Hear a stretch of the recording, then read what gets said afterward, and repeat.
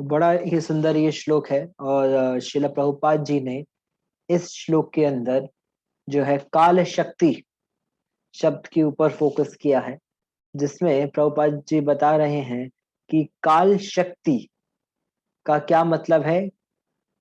विष्णु पुराण में काल शक्ति का उल्लेख अविद्या के रूप में हुआ है। अविद्या काम कर्म भी। काल शक्ति के प्रभाव का लक्षण यह है कि मनुष्य को सकाम फलों के लिए भौतिक जगत में कार्य करना होता है।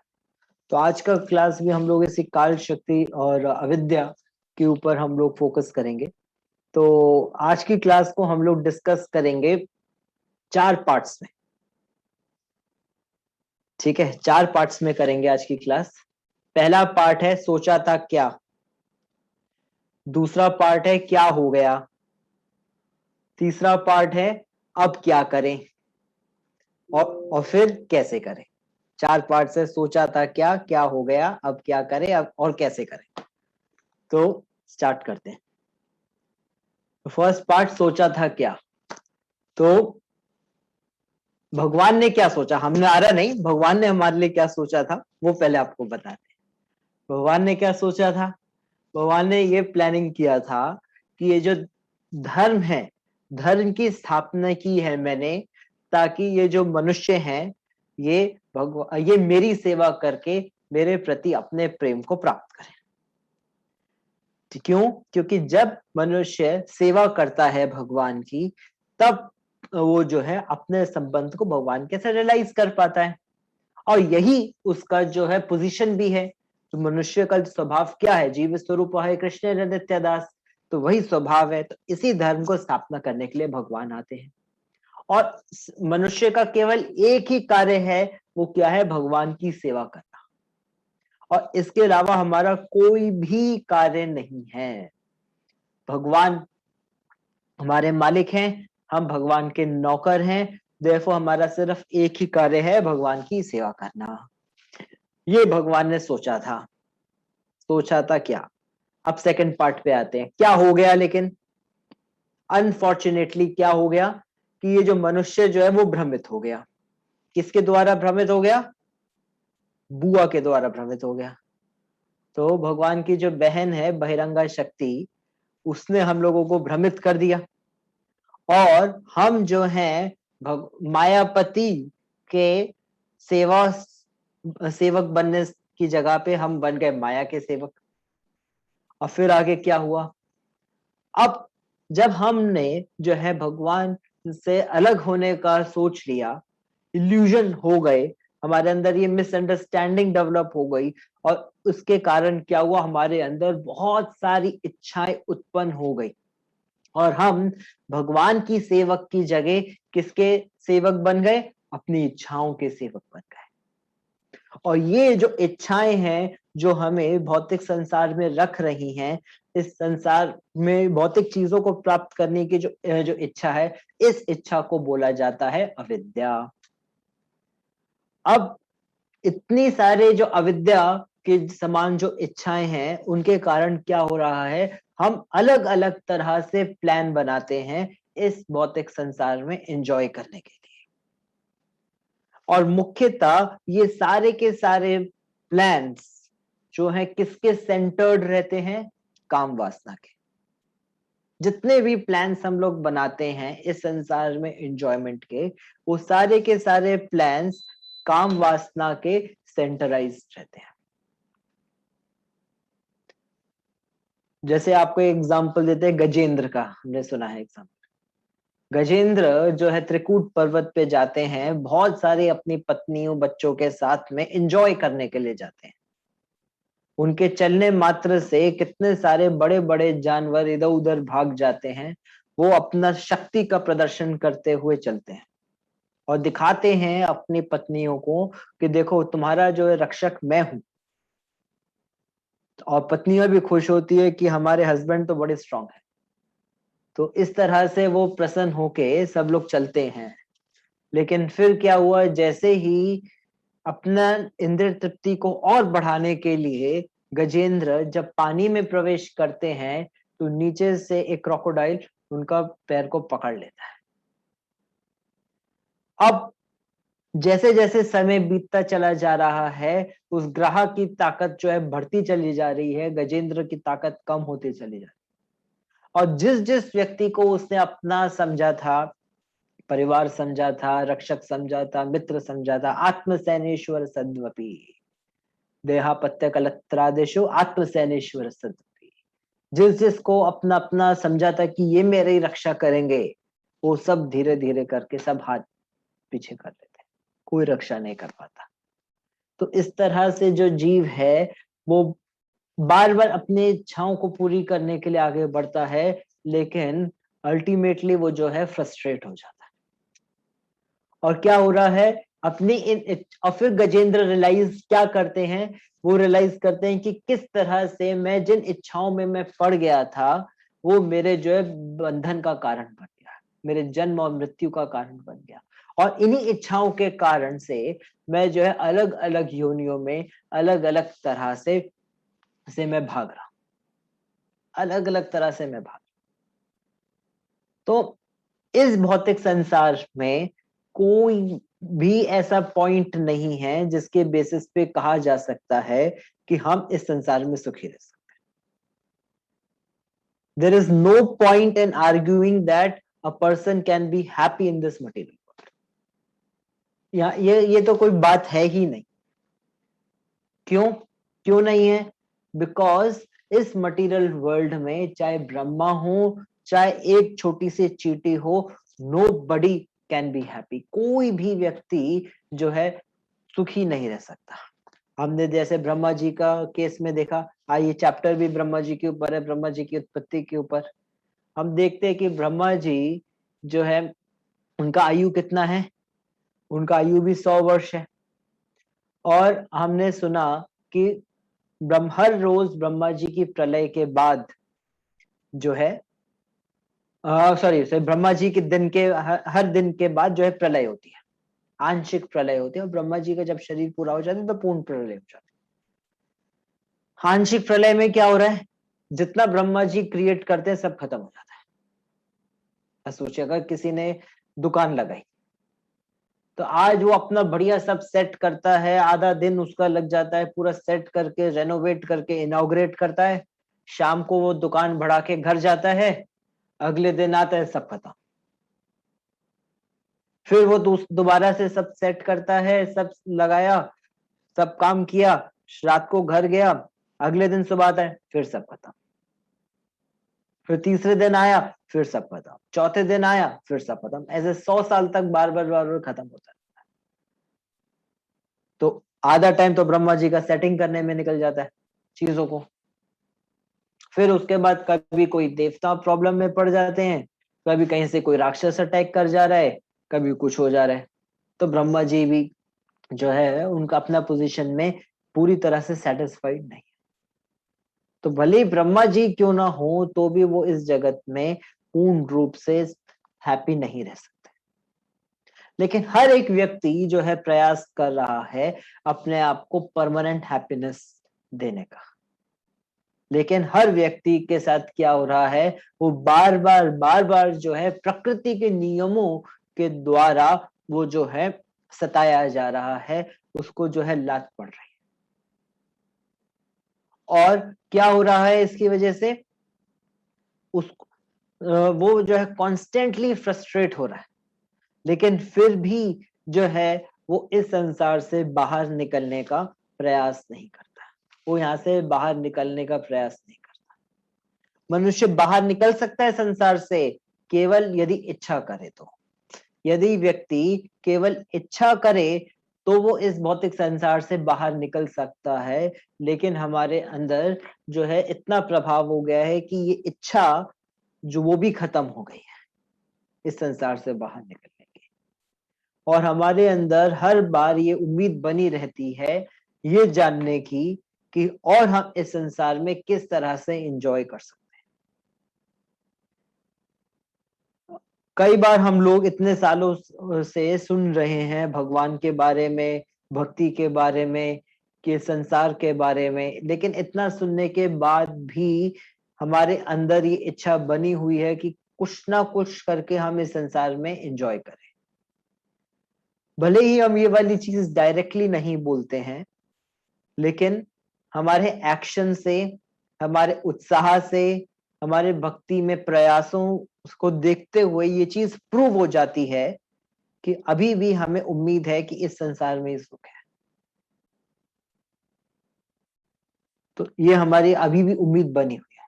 तो जब इतना सब सुनने के बाद हमारी इतनी सारी इच्छाएं बनी हुई है, तो सोचिए जो भौतिकवादी व्यक्ति है, जो थोड़ा भी आध्यात्मिक ज्ञान नहीं लिया है, उसका अविद्या किस लेवल पे होगा।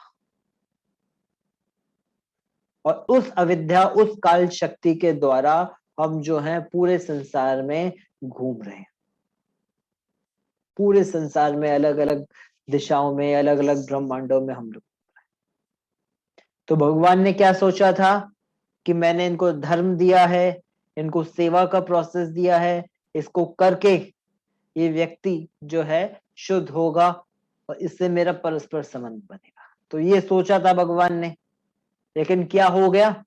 ये हो गया कि हमने जो है ज्यादा बुद्धि चला दी, और जिसके कारण हमने जो है अपना ही संसार रच लिया। तो हमने अपना ही संसार रच लिया और उसके अंदर हम लोग सुख और दुख की अनुभूति अलग अलग तरह से कर। तो ये हमारे लेक्चर के 2 पार्ट हो गए। अब तीसरे पार्ट पे आते हैं कि अब क्या करें, अब इसमें आगे कैसे करें। तो जब तक हम लोग इस भौतिक जगत से निकलने का प्रयास नहीं करेंगे, जब तक हम लोग जो हैं भौतिक संसार में प्रकृति के नियमों से बंधे हुए हैं, तब तक हमें जो है किसी भी प्रकार से सुख नहीं मिलेगा। लेकिन भगवान जो है विशेष कृपालु है। हम लोग जो है कृपण हो जाते हैं, लेकिन भगवान जो है विशेष कृपालु हैं। और हम लोगों को सुधार करने के लिए भगवान ने हमें बहुत सुंदर प्रोसेस दिया है, जिसको भगवान ने जो है भागवतम में समझाया नवदा भक्ति के रूप में। भगवान के बारे में श्रवण करना, भगवान का बारे में कीर्तन करना, भगवान को स्मरण करना, भगवान की सेवा करना, भगवान की पूजा करना, भगवान से प्रार्थना करना, भगवान की सेवा में सहयोग देना और भगवान के प्रति अपने आप को पूरी तरह से सरेंडर कर देना। ये भगवान ने जो है प्रोसेस दिया। और भगवान ये भी उम्मीद नहीं लगाते हैं हमसे कि हम 9 की 9 चीजें पूरी कर पाएंगे। भगवान ने जो है क्या कहा कि तुम इसमें से भले ही सारी 9 की 9 चीजें करो, या इसमें से एटलीस्ट एक भी चीज करोगे, तो भी जो है इस संसार के जो भी इल्यूजन है, बहिरंगा शक्ति के द्वारा जो भी सफरिंग हमें मिल रहा है, उससे हम लोग बाहर आ सकते हैं। और उसी कृपा को देने के लिए भगवान जो है चैतन्य महाप्रभु के रूप में आए। श्री कृष्ण चैतन्य प्रभु जीवे दया करी, स्व पार्षद स्वे धाम सह अवतरी। तो श्री चैतन्य महाप्रभु जीवों पर दया करने के लिए क्या करते हैं? स्व पार्षद स्वे धाम सह अवतरी। सो अपने सभी पार्षदों के साथ, अपने धाम के साथ जो है हमारे पास आ जाते हैं, ताकि हमें ये प्रोसेस सिखा सके। चैतन्य महाप्रभु ने ये सारे के सारे 9 प्रोसेसेस को प्रैक्टिकली करके दिखाया, हियरिंग के बारे में समझाया, चैंटिंग के बारे में समझाया। किस तरह से महाप्रभु को हमने देखा कि वो प्रहलाद महाराज और ध्रुव महाराज के हर एक प्रसंग को 100 बार सुना करते थे। किस तरह से वो जो है भगवान के नाम का जप करते थे। किस तरह से वो कृष्ण का स्मरण करते करते करते करते वो जो अचेत हो जाते थे, हमेशा कृष्ण का स्मरण करते रहते। गुंडीचा मार्जन में किस तरह से उन्होंने कृष्ण कृष्ण बोलते हुए पूरे भगवान के मंदिर का जो है क्लीनिंग किया था। इस तरह से वो भक्तों के साथ कोऑपरेट करते थे। हर एक प्रसंग को जो है चैतन्य महाप्रभु ने दिखाया करके कि हम इनको किस तरह से पालन कर सकते हैं। तो ये चैतन्य महाप्रभु ने हमें दिखाया कि ये जो नवदा भक्ति है, इसका जब हम पालन करेंगे तो हम लोग जो है आगे बढ़ सकते हैं। अब हम कैसे करें इसको पालन? अब हम जो है चौथे पार्ट में आ जाते हैं कि इसको किस तरह से पालन। देखिए, हमारे पास गुरु है, वैष्णव हैं, हमारे पास शास्त्र हैं, मंदिर है, सब कुछ हमारे पास सुविधाएं हैं। और इतनी सारी सुविधाएं होने के बाद भी यदि हम इस प्रोसेस को अच्छे से नहीं कर पा रहे हैं, इसमें कमियां देखते हैं, छोटी छोटी बातों में परेशान हो जा रहे हैं, तो इसका मतलब ये हुआ कहीं ना कहीं हमारे नजरिए में गड़बड़ है। क्योंकि इसी प्रोसेस को करने से हम देख रहे हैं कई सारे जो हैं लोग, उनका जीवन पूरा का पूरा बदल गया। प्रभुपाद जी ने जब प्रचार किया अमेरिका में, तो किस तरह से जो हिप्पी थे, आज जो हिप्पी से परमहंस बन रहे हैं, इसी प्रोसेस को पालन करते हैं।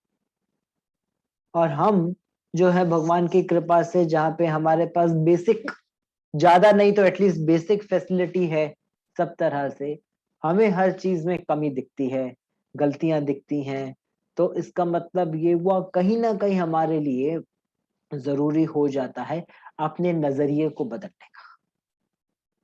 जब तक हम लोग अपने नजरिए को नहीं बदलेंगे, तब तक हमें ये जो नवधा भक्ति का प्रोसेस है वो भी साधारण लगेगा। और वही कारण है जिसके वजह से हम लोग भगवान को फेस टू फेस नहीं देख पा रहे। ऐसा कैसे हो रहा है कि अर्जुन जब गीता के श्लोकों का उच्चारण कर रहे हैं, तो अर्जुन को जो है सामने भगवान की अनुभूति होती है, और हम लोग जो है, हम गीता के श्लोकों का उच्चारण करते हैं, हमें अनुभूति नहीं होती है, हमें नींद की अनुभूति होती है। ऐसा क्यों? जिस प्रसंग को सुनते हुए चैतन्य महाप्रभु 100 बार सुन रहे हैं, प्रहलाद महाराज, अध्रुव महाराज के प्रसंग को, हम लोगों को एक बार दो बार सुनने के बाद लगता है चलो आगे बढ़ो, व्हाट नेक्स्ट? क्या कारण है? ये कारण ये है कि क्योंकि अभी तक हम लोग सुनते हैं क्योंकि हमें सुनना अच्छा लगता है। हम लोग कोई काम करते हैं क्योंकि हमें काम वो करना अच्छा लगता है। हमारा फोकस जो है प्रोसेस पे ना होके अपनी फीलिंग के ऊपर रहता है, अपनी फीलिंग के ऊपर रहता है। उसके कारण क्या हो रहा है कि हमारा इस प्रोसेस में अच्छे से जो है सिग्निफिकेंट डेवलपमेंट नहीं हो पा रहा। तो अभी जैसे जो महाराज का पोस्टर आता होगा आप लोगों के पास क्वेश्चन आंसर का, तो उसमें एक क्वेश्चन अभी परसों का था, नामाभास का क्या लक्षण है, महाराज से पूछा गया कि नामाभास का क्या लक्षण है। तो महाराज ने उसका क्या आंसर दिया?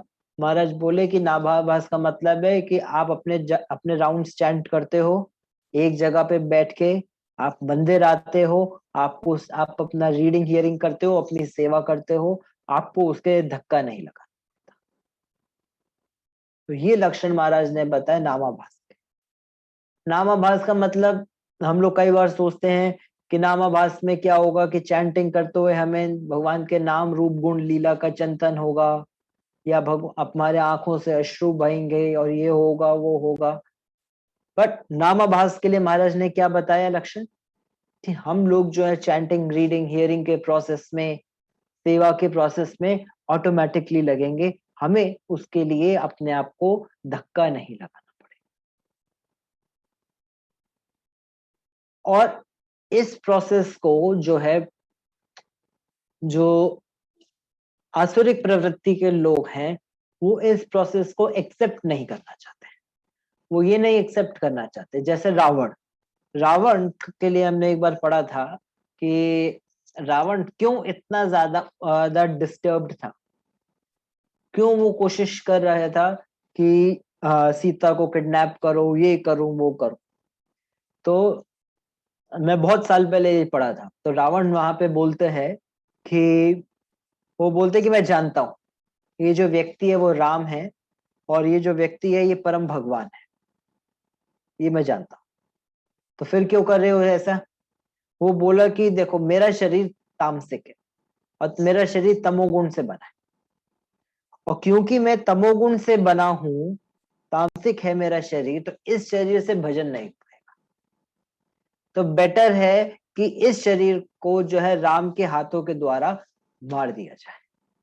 तभी मेरा उद्धार होगा। एक तरह से देखे तो ठीक है, अगर रावण ने डिसाइड किया कि मेरा जो है मृत्यु भगवान के हाथों से होगा तब मेरा उद्धार होगा, लेकिन रावण को जो है ये विश्वास नहीं था कि जो प्रोसेस दिया है श्रवण का, कीर्तन का, ये इतना स्ट्रांग है। भले कोई व्यक्ति जो है जितना मर्जी पापी क्यों ना हो, वो तमोगुणी क्यों ना हो, वो उससे बाहर निकल सकता है। तो ये रावण को विश्वास नहीं था प्रोसेस के, और जिसके कारण क्या हुआ, उसने इतना सारा भगवान के प्रति प्रतिकूल काम किया, प्रतिकूल तरह से वो लगा। पापी तापी जता छीलो हरि नाम उद्धार। तो बड़े बड़े पापियों का उद्धार हो जाता है हरि नाम के द्वारा। लेकिन हमें भी विश्वास डेवलप करना होगा कि जब बड़े बड़े पापियों का उद्धार हो जाता है हरि नाम के द्वारा, तो हरि नाम में इतना पावर है कि हमारा भी उद्धार हो जाए। और हमें क्या करना है, बस इस प्रोसेस में विश्वास बना के लगे रहना है। कब तक लगे रहना है? ये जीवन पूरा लगे रहना है। और फिर क्या होगा, जैसे जैसे हम इस प्रोसेस में लगेंगे, किस प्रोसेस में लगेंगे? सबसे नवदा भक्ति के प्रोसेस में। नवदा भक्ति में भी सबसे इंपॉर्टेंट है सही तरह से सुनने के प्रोसेस में। जब हम लगेंगे राइट सोर्स से, तब क्या होगा, ये जो ज्ञान है हमारे हृदय में प्रकाशित होगा। और जैसे जैसे हमारे हृदय में प्रकाशित होता चला जाएगा, हमारी भगवान में आसक्ति डेवलप होती चली जाएगी। मय्या आसक्त मना पार्थ योगम युंजुन मदाश्रय असंशयम समग्रम माम यथा ज्ञासी तच्छृणु। लेकिन ये जो श्रवण जो है हमें सही व्यक्ति के द्वारा करना है। सही व्यक्ति के द्वारा ये हमें श्रवण करना है।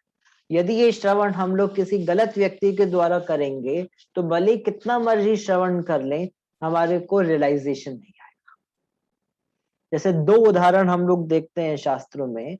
पहला उदाहरण आता है मोहिनी का, मोहिनी मूर्ति का।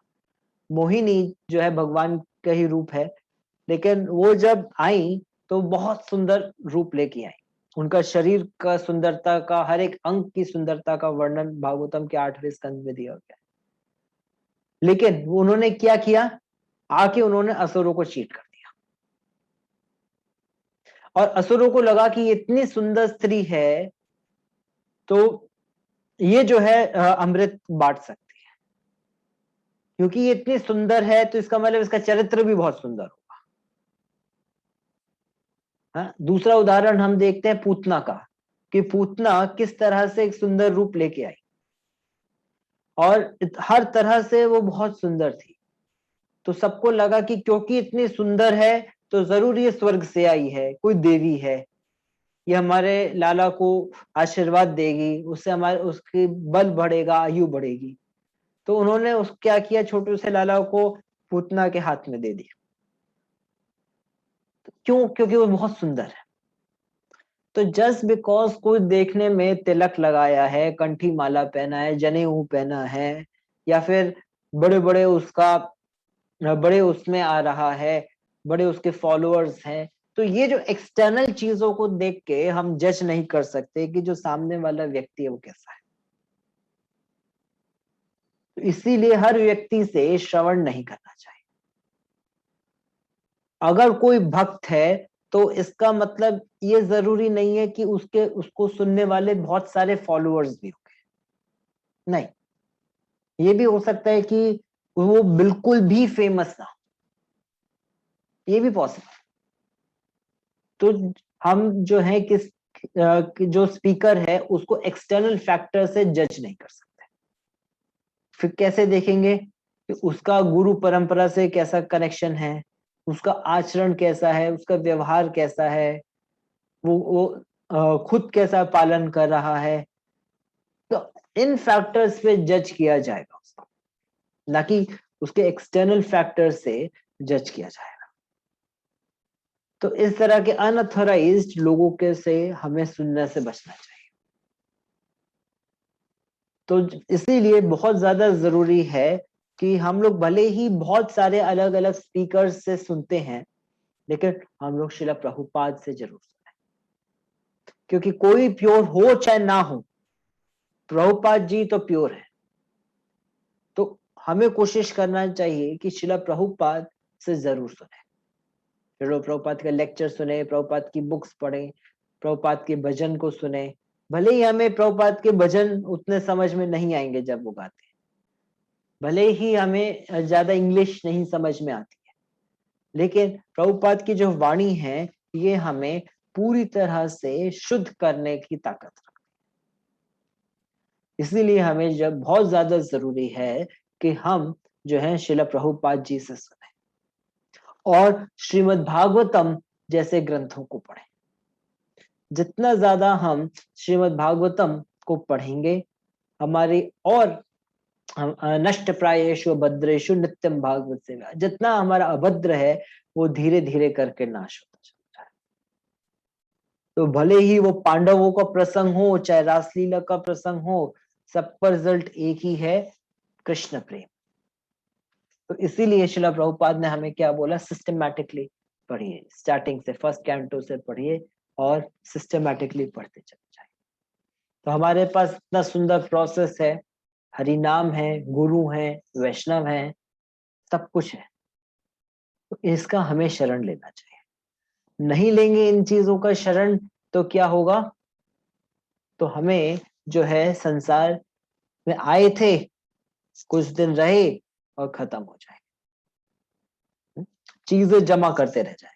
जैसे मधुमक्खी होती है, वो फूल फूल पे जाके जो है वो शहद इकट्ठा करती है और अपने इतने सुंदर बनाए हुए छत्ते के अंदर रखती है, रखती चली जाती है। फिर एक दिन एक व्यक्ति आता है, उसके छत्ते में आग लगाता है, उसको वहां से निकाल के मार के फेंक देता है और सारा का सारा शहद निकाल लेता है। अवंती ब्राह्मण जो है पूरा जीवन पैसा जमा करता रहा और एक दिन आया, उसी को बाहर निकाल के वह जो है सारा पैसा घर परिवार वालों ने ले लिया। तो इस तरह से जमा करने का क्या फायदा, कि कभी भी किसी भी समय सब कुछ खत्म हो जाए। तो उससे पहले कि सब कुछ खत्म हो जाए, हमें जरूरी है कि हम खुद भगवान को अर्पित कर दें। क्या अर्पित कर दे, कितना अर्पित कर दे, वो सामने वाले की खुद की कैपेसिटी पे डिपेंड करता है। और वो चीज जो है इंडिविजुअली सामने वाले को देखना चाहिए कि किस तरह से वो गुरु और कृष्ण की कृपा से करे। और ये चीजें जो है वो प्रेम पूर्वक की जाती है। जैसे कुछ हमें टैक्स देना पड़ता है, हाँ? जब हमें देश को कुछ टैक्स देना पड़ता है, spiritual tax, sorry income tax देना पड़ता है। क्यों देना पड़ता है इनकम टैक्स? क्योंकि ये हमारी ड्यूटी है। वैसे हर एक ग्रस्त व्यक्ति का, ग्रस्त भक्त का ये ड्यूटी है कि वो भी टैक्स दे। जो वो कमा रहे हैं उसका हिस्सा हम लोग टैक्स में दें। हम लोग जो है इस पापी गवर्नमेंट को 25-30% टैक्स देते हैं, जो उस पैसे से केवल इंद्र तृप्ति करते हैं। लेकिन हम लोग प्रभुपाद को, गुरु को टैक्स नहीं देते हैं। हमारे गुरु जो हैं वो संसार में घूम घूम के भीख मांगते हैं कि मंदिर बनाने के लिए पैसा चाहिए, मंदिर बनाने के लिए पैसा चाहिए। लेकिन हम लोग हरि बोल बोल के हट जाते हैं। तो स्पिरिचुअल, तो हमारा भी ड्यूटी बनता है कि हम गुरु को स्पिरिचुअल टैक्स, ये हमारा ड्यूटी है। अब ये जो भी हम दें ये प्रेम पूर्वक देना चाहिए।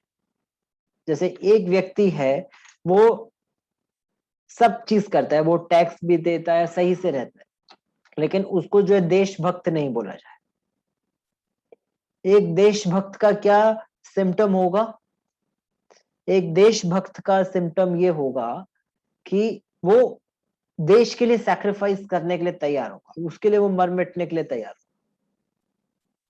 तो वैसे ही भले ही जो गृहस्थ व्यक्ति है वो अपने तरफ से दान देते हैं, लेकिन ये सब चीजें जो है प्रेम पूर्वक किया करना चाहिए।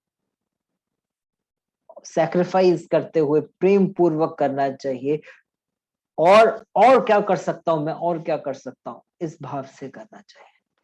तब वो व्यक्ति जो है वो एक नॉर्मल नागरिक से बन जाता है भगवान का प्रेमी। नॉर्मल भक्त से क्या बन जाता है, भगवान का प्रेम। तो ये चीज को हमें ध्यान में रखना चाहिए।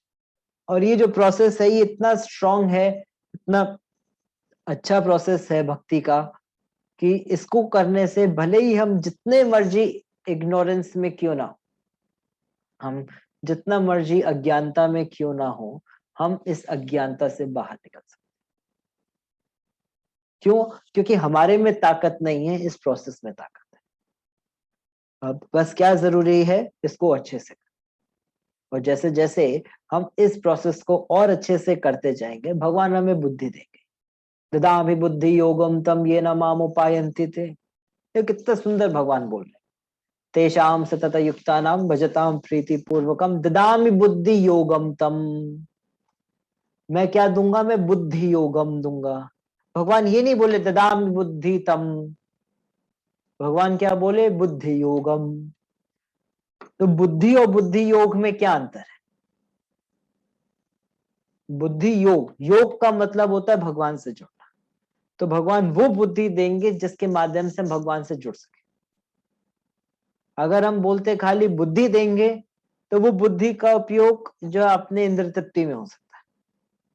लेकिन जब हम भगवान की सेवा में जुड़ेंगे, तो भगवान वो बुद्धि देंगे जिसके, जो बुद्धि भगवान से हमें कनेक्ट करने में मदद करेगी। तो अभी तो हम लोग के पास वो बुद्धि नहीं है, तो क्या करें? लेकिन ठीक है, अभी नहीं है वो बुद्धि, ठीक है, फिर भी हम इस प्रोसेस में लगे रहेंगे। और जैसे जैसे भगवान देखेंगे कि ये व्यक्ति आगे बढ़ने का कोशिश कर रहा है, भगवान हमें बुद्धि देंगे, और दे रहे हैं। नहीं दे रहे होते तो आज हम यहाँ नहीं होते, भगवान के बारे में सुन नहीं रहे होते, भगवान के बारे में बोल नहीं रहे होते। हम भी अभी जाके, आज तो वीकडे है, वेडनेसडे है, हम भी अभी जल्दी जल्दी बाकी चीजों में लगे होते। भगवान हमें बुद्धि दे रहे हैं जिसके माध्यम से हम यहाँ पे कार्य कर पा रहे हैं। अब हमें क्या करना है, इसको थोड़ा और आगे बढ़ाना है। हम लोग जो है ग्रॉस कर्मी की जैसे अविद्या में नहीं है, वो वाली बात एक्सेप्टेबल है। लेकिन अब जिस लेवल पे, उस लेवल से हमें और आगे बढ़ने का प्रयास करना। हरे कृष्णा।